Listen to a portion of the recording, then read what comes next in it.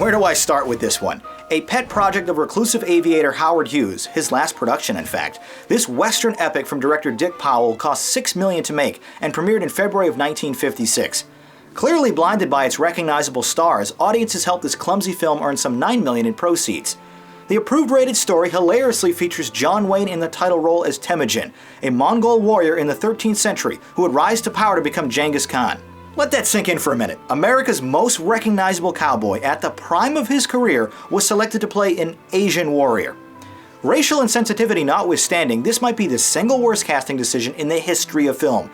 Covered in a thin layer of what appears to be brown face, the Duke is downright embarrassing, mugging for the camera in his goofy-looking mustache and shouting dialogue in his trademark timbre, with no attempt to change his voice. That's bad enough considering the stilted writing he's forced to deliver resembles a broken haiku. There are moments for wisdom and moments when I listen to my blood. My blood says, take this Tartar woman, Wayne declares before riding out to capture an enemy princess, played by Susan Hayward. She's stiff and disinterested, sharing absolutely zero chemistry with her brawny co-star. Where is Jamoga? I am here, my brother. What of the Merkits? Routed and well-bloodied. But Subaya was wounded, half his men slain. Men we shall miss when the Tartars descend upon us. Leave the Tartars to me. As with the Merkits?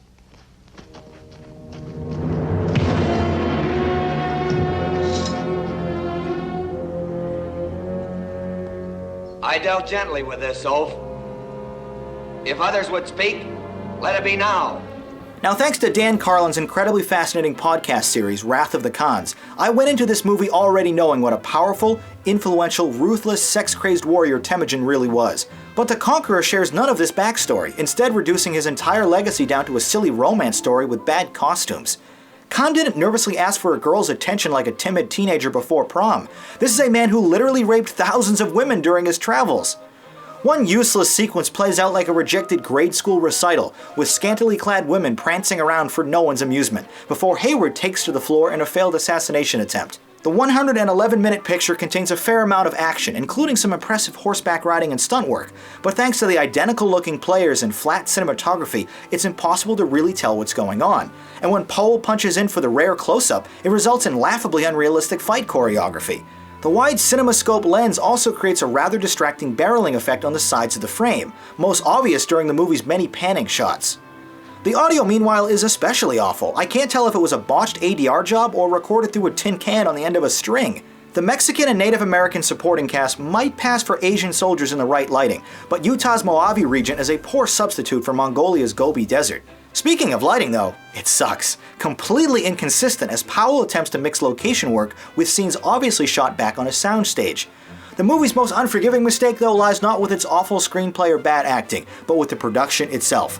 Those aforementioned exteriors in Utah? Yeah, they were filmed downwind of the US government's nuclear weapons testing site. An estimated 91 people from the 220-person cast developed cancer, including the director who died of the disease just 7 years later. Although Wayne himself attributed his lung and stomach cancer to an aggressive smoking habit, a scientist from the Pentagon's Defense Nuclear Agency reacted to his death by proclaiming, "Please God, don't let us have killed John Wayne."